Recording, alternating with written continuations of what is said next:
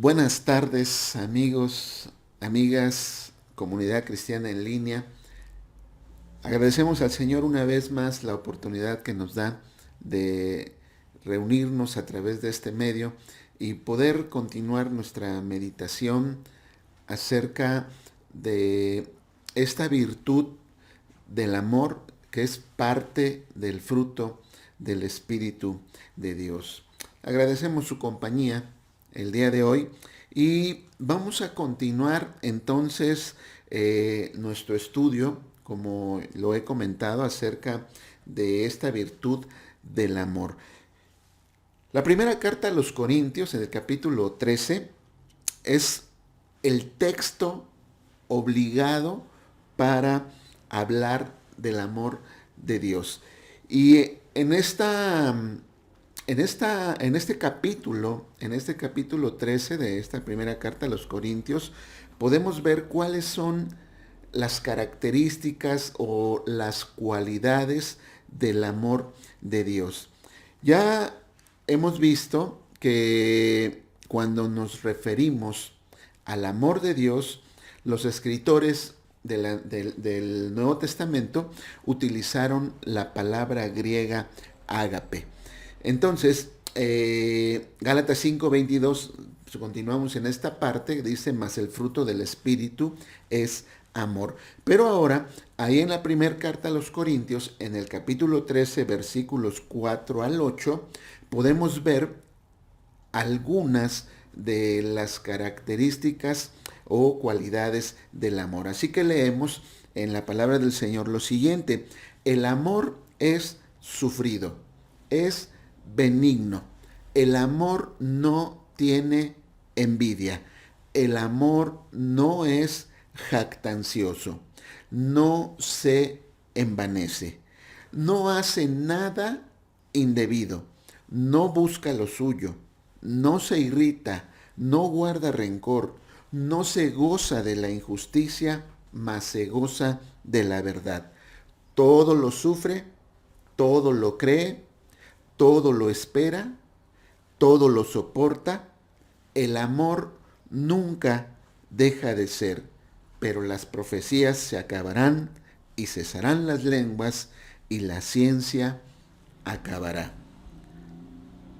Es importante considerar el contexto bajo el cual el apóstol Pablo, inspirado por el Señor, quiso mostrar la preeminencia o el camino más excelente del amor. Al final del capítulo 12 de la primera carta de los Corintios, Pablo dice lo siguiente: procurad los dones mejores, pero yo les muestro un camino más excelente. Con estas palabras, el apóstol Pablo da a entender que hay algo mejor que los dones, algo mejor que los dones espirituales, los dones milagrosos, algo que es más excelente y que incluso es superior a la fe y a la esperanza. Y entonces ya en el capítulo 13, el apóstol Pablo introduce al amor como el camino más excelente, como algo que es superior a lo que anteriormente había mencionado en el capítulo 12. Y entonces esto nos enseña que de todo, ¿sí?, que de todo lo que enseña la Escritura, deberíamos decidir o deberíamos escoger poner en práctica al amor. Por encima de todas las enseñanzas que podemos encontrar allí en la Escritura, salvo, obviamente, el creer en el Señor Jesucristo, el entregar nuestra vida a Él, el creer como nuestro Señor y Salvador, todo lo demás ya dentro de la vida cristiana se desarrolla, se desenvuelve en torno al amor, porque el amor es el camino más excelente que podemos transitar como cristianos. Y vamos a ver entonces por qué es esto así. Bueno, miren, antes de entrar en el tema o en las características o poder estudiar las características del amor, es importante que entendamos el contexto de la iglesia de Corinto, ¿sí? Que entendamos la razón por la cual el apóstol Pablo es inspirado para escribir acerca del amor. Miren, la iglesia que estaba allí en Corinto tenía muchos problemas, ¿sí? Había hermanos que tenían predilección por ciertos predicadores. Así que decían, yo soy de Pablo, yo soy de Apolo, yo soy de Cefas, y entonces ellos habían hecho distinción de aquellos que les enseñaban la palabra del Señor. Ahí también, en la iglesia de Corinto, había hermanos que llevaban a juicio a otros hermanos delante de los tribunales. Al parecer, allí en la iglesia de Corinto no había disciplina para los que se comportaban inmoralmente. Aparte de esto, se asociaban con la adoración de ídolos y cometían abusos durante la cena del Señor y hacían muchas otras cosas que hacían que la iglesia de Corinto fuera una iglesia conflictiva. Muchas, muchas de las situaciones y problemas que había allí en la iglesia de Corinto provenían de actitudes internas en cada uno de los miembros de la iglesia, actitudes que tenían su origen, obviamente, en actitudes que eran totalmente internas dentro de cada uno de ellos. Había, por ejemplo, el problema de los celos. Pues habiendo celos entre vosotros, dice el apóstol Pablo, celos, contiendas y disensiones, no sois carnales y andáis como los hombres, dice el capítulo 3, versículo 3. Pero no solamente eran celosos, también se habían llenado de orgullo. Y vosotros estáis envanecidos. ¿No deberíais más bien haberos lamentado? Dice en el capítulo 5, el versículo 2. Los que tenían, lo que ellos consideraban mejor, estaban llenos de orgullo. Y el egoísmo abundaba, pues cada uno pensaba en sí mismo y no en las necesidades del cuerpo de Cristo en su totalidad. Otras actitudes erradas que podíamos ver y que se pueden encontrar o que se encontraban ahí en la iglesia de Corinto podrían enumerarse también. Eran impacientes unos con otros, eran crueles, eran o tenían actitudes que se manifestaban como insensibilidad. No tenían sensibilidad a los sentimientos de los demás, pues ellos decían, no te necesito. ¿Sí? O sea, hablando del cuerpo, decían, no te necesito. Eran groseros, descorteses. Si uno estaba hablando en la congregación y otro deseaba hablar, este interrumpía al que estaba hablando en ese momento. Aparentemente no les importaba que sus acciones convirtieran a la iglesia en el hazme reír de la comunidad. Se irritaban entre sí cuando convivían o cuando estaban juntos. Desconfiaban los unos de los otros. Eran insensibles en sus relaciones. Y cualquier parecido con la realidad o con cualquier iglesia que nosotros podamos conocer, como dicen, es pura coincidencia. Bueno, ante esta situación de que vivía la iglesia ahí de Corinto, Pablo les da la solución.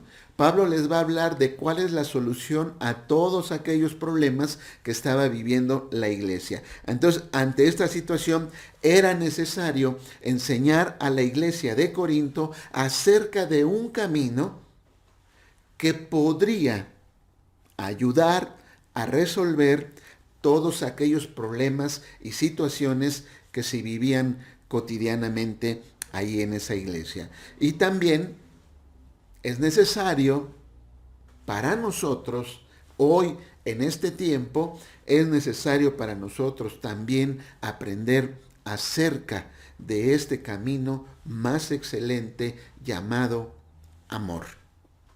Analice conmigo este camino más excelente, tomando en cuenta lo que dice el apóstol Juan, ahí en la primera carta de Juan, capítulo 4, versículos 7 y 8.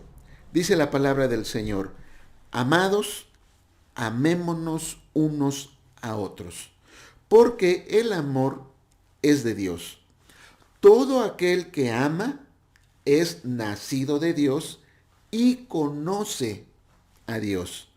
El que no ama no ha conocido a Dios, porque Dios es amor. Ya lo habíamos visto anteriormente este versículo, pero ahora podemos ver por qué el camino del amor es el más excelente que podemos transitar. Entonces, miren, si Dios es amor, entonces podríamos hacer el siguiente ejercicio en la primera carta de los Corintios capítulo 13, en los versículos que hablan acerca del amor, y podríamos sustituir la palabra amor por Dios. Puesto que Dios es amor, podríamos sustituir la palabra amor por Dios. Y esto también nos va a ayudar a tener una idea más clara acerca del carácter amoroso de Dios. Entonces, podemos decir, al cambiar la palabra amor por Dios, podemos decir o podríamos leer estos versículos que hablan acerca del amor de la siguiente manera: Dios es sufrido, es benigno. Dios no tiene envidia. Dios no es jactancioso, no se envanece, no hace nada indebido, no busca lo suyo, no se irrita, no guarda rencor, no se goza de la injusticia, más se goza de la verdad. Todo lo sufre, todo lo cree, todo lo espera, todo lo soporta. Dios nunca deja de ser. Habiendo hecho este ejercicio, vamos pues a ver estas cualidades del amor de las que habla el apóstol Pablo allí en el capítulo 13 de la primera carta de los Corintios. Vamos a ver estas características del amor y, por supuesto, de Dios mismo. La primera nos dice que el amor es sufrido. Es importante que entendamos que la palabra de donde se traduce sufrido es una palabra que tiene que ver con la paciencia. De hecho, las nuevas traducciones de la escritura dicen el amor es paciente. En lugar de decir el amor es sufrido, dicen el amor es paciente. Sufrido nos hace pensar tal vez en alguien que por amor siempre está sufriendo. Pero no tiene nada que ver con sufrimiento. O sea, el amor no tiene nada que ver con sufrimiento. Esta primera cualidad del amor no tiene que ver con sufrimiento, sino que tiene que ver con la paciencia. Como la paciencia es una virtud del fruto del Espíritu Santo, voy a dejar el análisis de la paciencia para cuando veamos esta cualidad o cuando veamos esta virtud del fruto del Espíritu. La siguiente característica del amor nos dice que el amor es benigno, pero como también la benignidad es una de las virtudes del fruto del Espíritu, también lo voy a dejar para cuando veamos esta virtud dentro de los frutos del Espíritu. Pasamos a la siguiente cualidad del amor. El amor no tiene envidia. Un claro ejemplo que encontramos en la Escritura acerca de la envidia lo podemos ver ahí en el primer libro de Samuel, en el capítulo 18, versículos 8 y 9. Dice la palabra del Señor: y se enojó Saúl en gran manera y le desagradó este dicho. Y dijo: a David dieron 10,000 y a mí 1,000. No le falta más que el reino. Y desde aquel día Saúl no miró con buenos ojos a David. La envidia hace que una persona, cuando ve el éxito de otra, ya no le mire con buenos ojos. Le va a mirar a partir de ese momento con ojos de envidia y va a hacer cosas o buscando dañar a aquella persona a la cual envidia. Miren, la envidia es experimentar un sentimiento de disgusto, pesar o amargura causada por las posesiones, acciones y o características de otra persona. Muchas personas no tienen felicidad en sus vidas debido a la envidia. Desean el éxito de los demás, su casa, su carro, su físico o cualquier otra cosa que ellos envidian de otras personas. La envidia destruye al ser humano en todas las áreas e incluso puede llevar hacia la muerte, ¿sí? Escuchamos personas que dicen lo siguiente: no soporto a la nueva secretaria. Lo tiene todo a punto, lo sabe todo y encima va muy bien arreglada. ¿Sí? Palabras de una persona envidiosa. Me da una rabia ver a esa gente tan simpática y sociable. Se creen muy buenos en relaciones públicas, pero no hay quien hable con ellos. Son unos tontos. Hay que ver el coche que se compró el vecino. ¿De dónde sacará el dinero? Son expresiones de gente envidiosa. Por culpa de la envidia, unida a otros factores, se hacen esfuerzos por destruir el entorno armónico de una familia por el simple hecho de envidiar la felicidad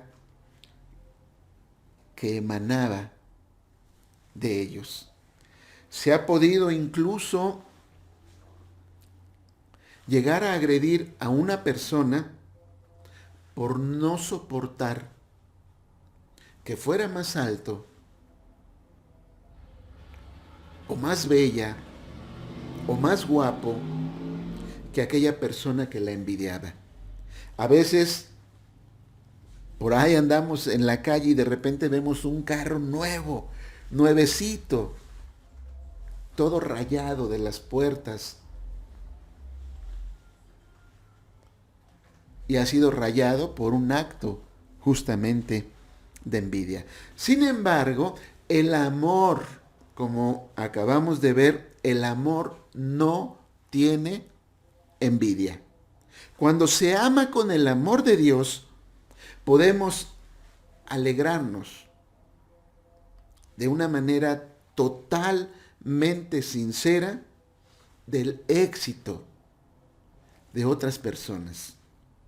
Podemos alegrarnos con honestidad de la belleza de otra persona, de sus posesiones, de sus logros, de lo que son, ¿sí? De su felicidad, en fin, de todas aquellas cosas que gozan, podemos sinceramente alegrarnos sin tener envidia. Y déjenme decirles algo, no existe la envidia de la buena, como a veces decimos. La envidia es envidia, ¿sí?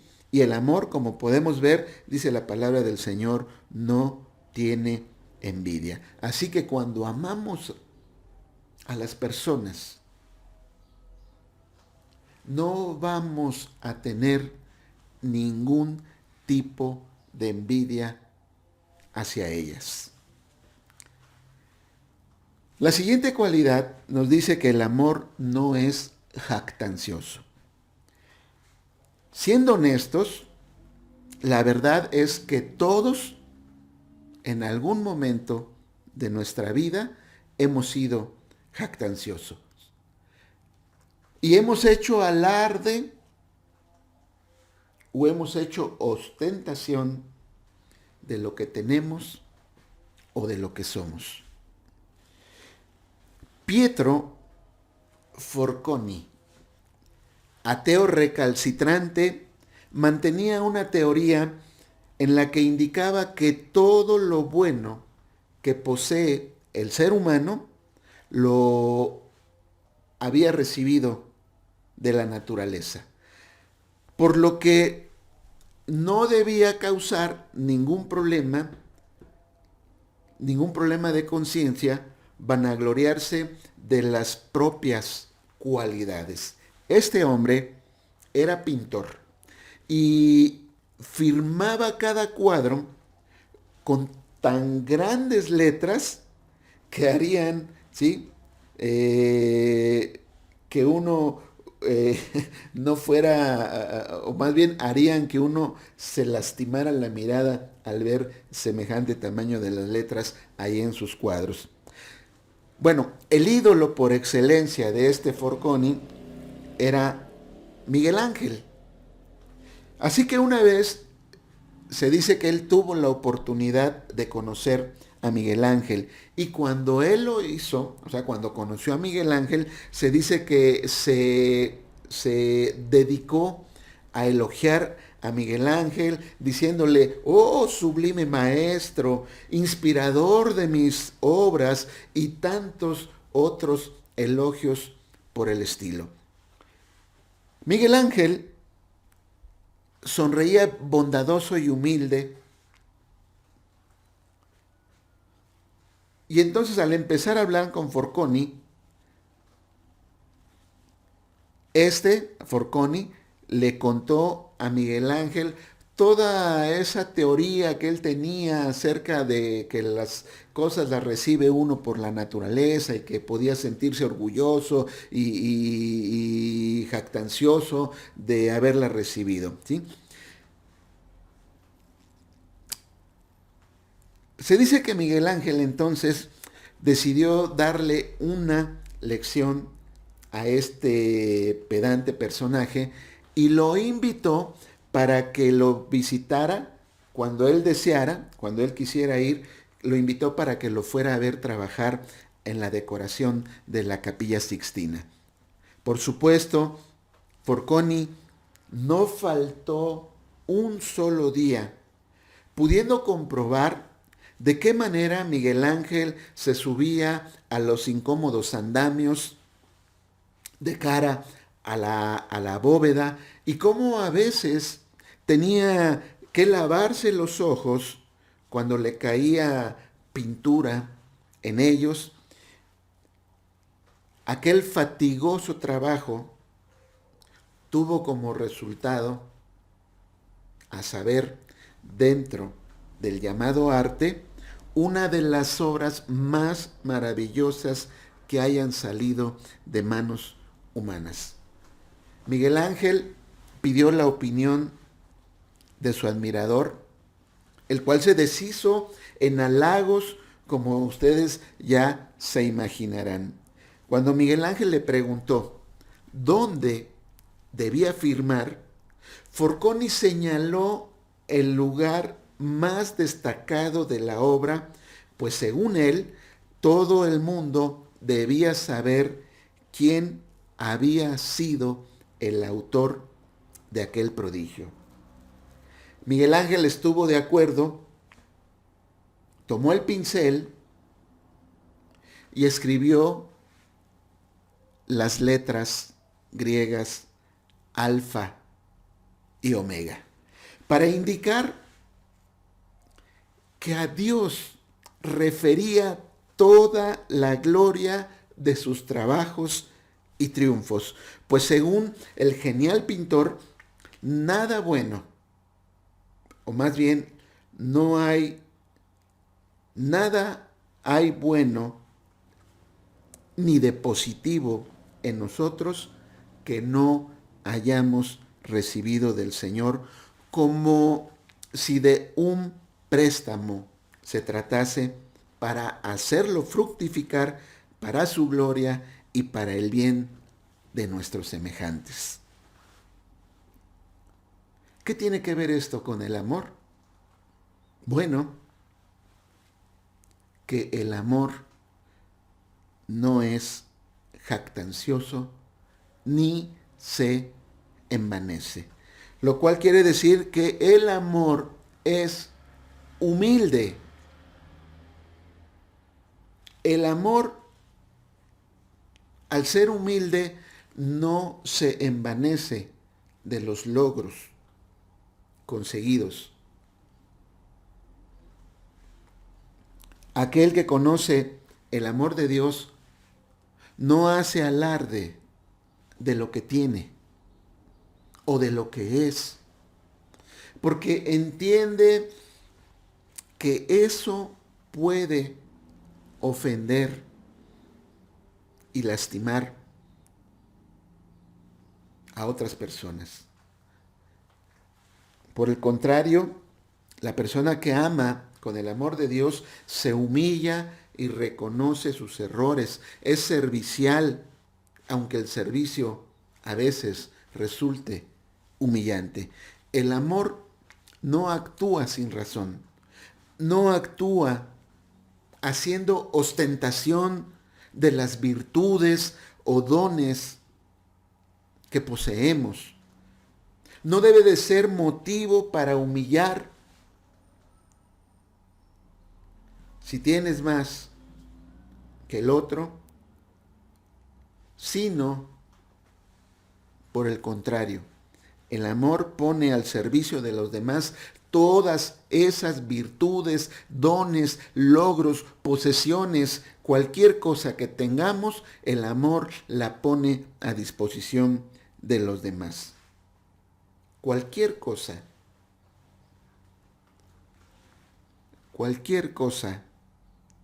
que el Señor te haya dado, la recibiste de Él, no la obtuviste. Por eso la palabra del Señor dice, ¿qué tienes que no hayas recibido? Y si lo recibiste, ¿por qué te glorías como si no lo hubieras recibido? Todas las cosas las recibimos como un don de parte de Dios. Así que si Él nos ha dado todas las cosas, ¿por qué deberíamos de sentirnos orgullosos? Más bien deberíamos de poner todas estas cosas al servicio del Señor y de los demás. Así que esto es lo que podemos ver que significa que el amor no es jactancioso y no se envanece. Lo siguiente nos dice que el amor no hace nada indebido. El amor de Dios nos hace actuar con respeto hacia las personas amadas. ¿Qué significa hacer algo indebido? Es hacer algo incorrecto, algo ilícito, algo que no es conveniente, algo que va en contra de la búsqueda del bien de la persona amada. Ahí en la primera carta a los Corintios, en el capítulo 10, versículo 23 y 24, podemos leer lo que dice allí. Fíjense lo que dice la palabra del Señor. Todo me es lícito, pero no todo conviene. Todo me es lícito, pero no todo edifica. Ninguno busque su propio bien, sino el del otro. Ninguno busque su propio bien, sino el del otro. Cuando vemos lo que dice la palabra del Señor, que el amor no hace nada indebido, entonces podemos ver, como dice el texto que acabamos de leer de 1 Corintios 10, que no debemos de buscar nuestro propio bien, sino el del otro. Así que ante esto, debemos considerar lo anterior y preguntarnos, ¿debo de hacer esto o aquello? Por ejemplo, amo a mi hijo o a mi hija. ¿Debo castigarlo o decirle esto que quiero decirle? El amor no hace nada que no deba hacer. Así que si debo hacer algo o debo decir algo y lo hago con el amor de Dios, entonces estoy haciendo algo debido, algo que es lícito, algo que es correcto. Muchas veces decimos o hemos dicho, esto es algo que debí de haber hecho hace mucho tiempo. Pero como creíamos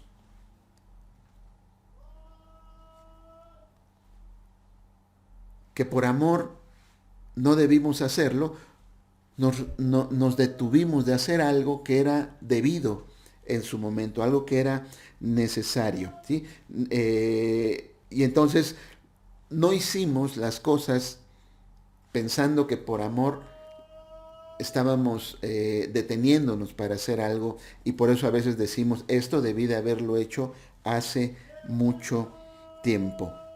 El amor es acción.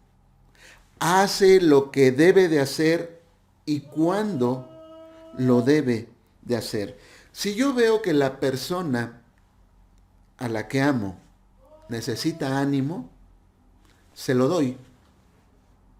Si necesita consejo, se lo doy. Si necesita ser reprendida, la reprendo. Si necesita ser exhortada, la exhorto. Hacer algo indebido es quedarse callado y quieto ante la necesidad que vemos que tienen aquellas personas a las que amamos. Hacer algo indebido es negar la ayuda cuando se necesita. Hacer algo indebido es engañar, es callar, es detener el castigo cuando es necesario. Hacer lo debido es como un doctor que necesita amputar una parte del cuerpo, hacerlo indebido, perdón, es como un doctor que necesita amputar una parte del cuerpo debido al avance de la gangrena y no lo hace supuestamente por amor. Eso es hacer algo indebido. La palabra indebido también tiene que ver con aquello que no es obligatorio, que no es exigible. Por ejemplo, ¿alguna vez le han cobrado de más? Ya sea la luz, el agua, el teléfono o cualquier otro servicio o cualquier otro artículo. ¿Alguna vez le han cobrado de más? Ese es un cobro indebido. Mire, un ejemplo de esto algunos de ustedes tal vez ya no saben acerca de esto, pero hace muchos años, cuando las llamadas de larga distancia eran un lujo, mucha gente se quejaba de llamadas que no había realizado y que se les cobraban.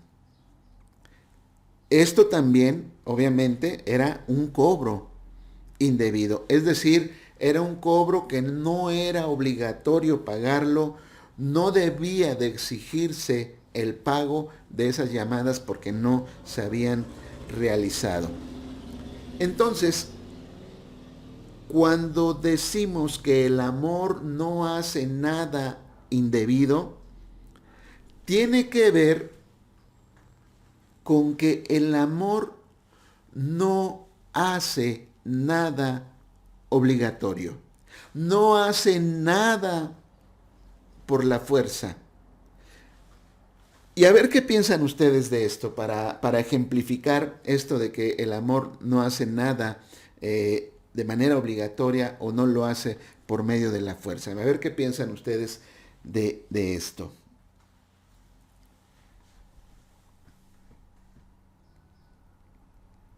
Los padres tenemos la obligación de darles todo lo necesario a nuestros hijos. ¿Qué piensa acerca de esto? Los padres tenemos la obligación de darles todo lo necesario a nuestros hijos.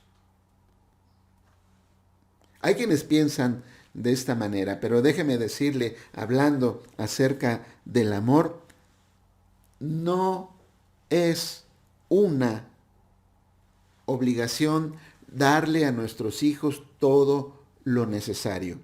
No me malinterprete, no es una obligación, es un acto de amor. Los padres les damos, les proveemos, los cuidamos y hacemos todo lo necesario para que nuestros hijos estén bien, no por obligación, sino por amor. Es porque los amamos que hacemos todas estas cosas. Porque los amo, porque quiero verlos bien, porque quiero verlos sanos, porque quiero verlos ser hombres o mujeres de bien. Hago todo lo necesario para que ellos puedan estar totalmente bien. No es una obligación, es un acto de amor. En el caso, por ejemplo, de Dios, Él nos da todo por su gran amor. No lo hace porque esté obligado a hacerlo. Así, todo lo que hagamos, si es motivado por el amor, deberá ser voluntario, sin pesar, sin esperar recibir algo a cambio. Hay mucha gente que sigue a Dios por obligación o por miedo al castigo. Cuando las cosas se hacen por obligación, se convierten en cargas que llevamos. Cuando se hacen por amor, cuando se hacen debidamente, son un gozo. No son una carga, son un gozo, son una alegría. Así, volviendo al ejemplo de los padres, no es ninguna carga darles todo lo necesario. Es un gozo, es una alegría poder darles todo lo necesario. Miren, nos falta todavía considerar que el amor no busca lo suyo, no se irrita, no guarda rencor, no se goza de la injusticia, mas se goza de la verdad, todo lo sufre, todo lo cree, todo lo espera, todo lo soporta. Y nos hace falta ver que el amor nunca deja de ser. Y me gustaría continuar viendo estas características o estas cualidades del amor que aún nos falta, pero no quiero utilizar más del tiempo acostumbrado en estas meditaciones. Por ello es que les voy a invitar para que nos acompañen el próximo domingo, donde continuaremos hablando de este tema, donde vamos a continuar viendo las cualidades del amor que aún falta por ver, porque no nos daría el tiempo y no quiero cargarlos con muchos conceptos y muchas ideas acerca de lo que es. Así que entonces yo les invito para que el próximo domingo nos acompañen y podamos continuar con este tema de las características o cualidades del amor mencionadas ahí en la primera carta de los Corintios en el capítulo 13. Como podemos ver, hay un abismo entre el amor humano, el amor con el que nacemos y el amor de Dios. Todo lo que la Escritura habla acerca del amor no es algo utópico o ideal. Es algo totalmente real que se puede practicar. Es algo que se puede llevar a cabo, pero solamente por medio del poder del Espíritu Santo que habita. Escribió acerca del amor en este capítulo 13, fue debido a los problemas que se daban allí en la iglesia de Corinto. Debido a su falta de amor, vivían de una manera problemática allí en la iglesia. Pero déjeme decirle que a veces actuamos igual que esta iglesia. A veces actuamos igual que esta iglesia por desconocimiento, pero principalmente actuamos de esta manera porque como humanos somos pecadores imperfectos y todas nuestras imperfecciones las llevamos a donde quiera que vayamos, ya sea a mi trabajo, a mi escuela, con mis amigos, con mi familia y por supuesto no puede faltar, también las llevamos a la iglesia. Pero si usted ha creído en el Señor Jesucristo, si usted decide creer en Él, poner su vida en sus manos y ser sellado con el Espíritu Santo, entonces seremos personas diferentes y podemos sobreponernos a nuestras imperfecciones y aprender a caminar en este camino más excelente que es el amor. Cuando reconozco que mis imperfecciones me llevan Fíjese bien, cuando yo reconozco que esta imperfección en mí, este pecado que habita en mí, cuando yo reconozco que esto me lleva a ser envidioso, que me impulsa a ser jactancioso o vanidoso, necesito caminar en este camino de excelencia. Cuando hago lo indebido, cuando soy egoísta, cuando guardo rencor, necesito caminar en este camino más excelente. Así que la próxima semana, primeramente el Señor, vamos a continuar estudiando las características o cualidades que quedaron pendientes acerca del amor y por supuesto acerca de Dios. Pero hoy, hoy por hoy, en este momento, aunque no conozcamos en detalle todas estas cualidades del amor,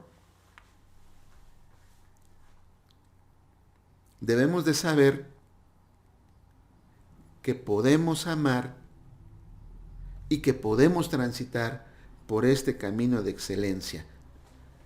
No hay nada que lo impida si verdaderamente hemos creído en el Señor Jesucristo.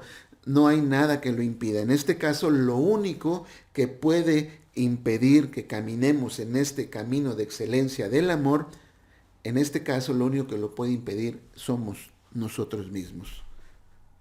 Cuando no deseamos ser transformados por el Espíritu de Dios y cuando no queremos despojarnos de aquellas imperfecciones propias de la carne y del viejo hombre que no vive de acuerdo al amor que hemos recibido de parte de nuestro Señor y Salvador Jesucristo.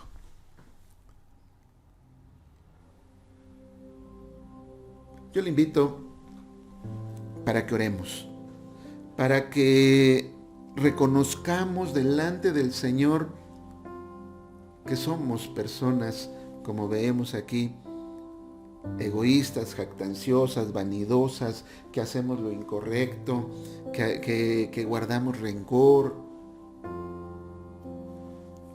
que envidiamos. Y todo esto debido a que, como lo hemos mencionado en otras ocasiones, hemos nacido con una tendencia hacia lo malo que se llama pecado. Pero todo eso puede ser cambiado cuando entregamos nuestra vida al Señor Jesucristo, cuando decidimos creer en Él, creer que Él vino a cambiar, a restaurar esta condición que recibimos de nuestros primeros padres, Adán y Eva, cuando pecaron allí en el huerto del Edén.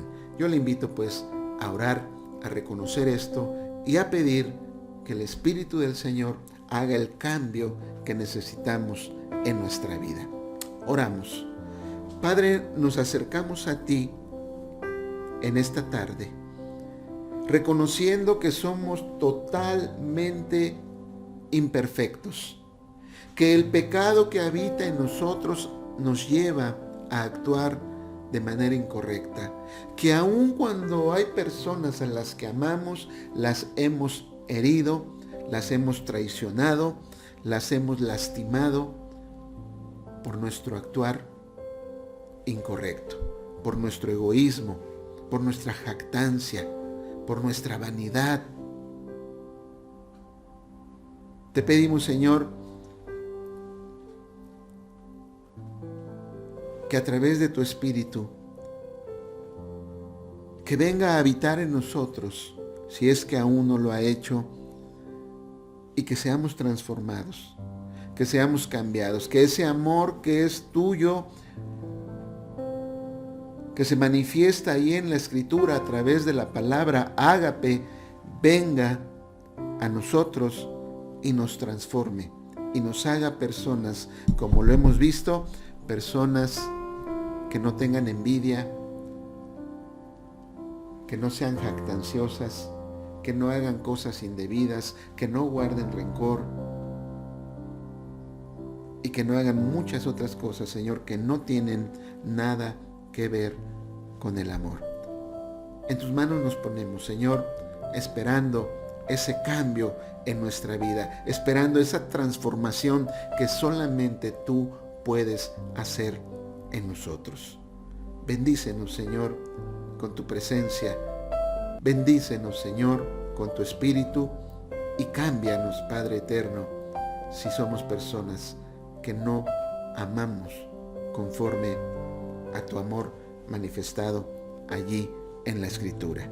Gracias, Padre, alabado y bendito eres, porque sabemos que todo esto tú lo puedes hacer si nosotros, Señor, nos dejamos y nos abandonamos en tus manos para que tú lo hagas. Bendito eres, alabado eres por siempre, Señor. Te rogamos estas cosas, te las suplicamos, Señor, en el nombre bendito de tu Hijo amado, Jesucristo, a quien le damos igualmente toda la gloria y toda la honra, hoy y siempre. Te invito una vez más para que nos apoyes dándole me gusta a nuestra página, a que sigas nuestro canal de YouTube y que de esta manera pues también podamos llegar a más personas. Que el Señor Dios Todopoderoso sea contigo y con tu familia. Que la gracia de nuestro Señor Jesucristo sea contigo, con tu familia. Que la comunión, la dirección y el amor del Espíritu Santo también sean contigo y tu familia. Y primeramente, el Señor, el próximo domingo, esperamos contar con tu presencia, por decirlo de alguna manera, o contar con tu seguimiento a través de este tiempo de exposición de la palabra del Señor. Bendito sea el Señor, que sea con ustedes hoy y siempre.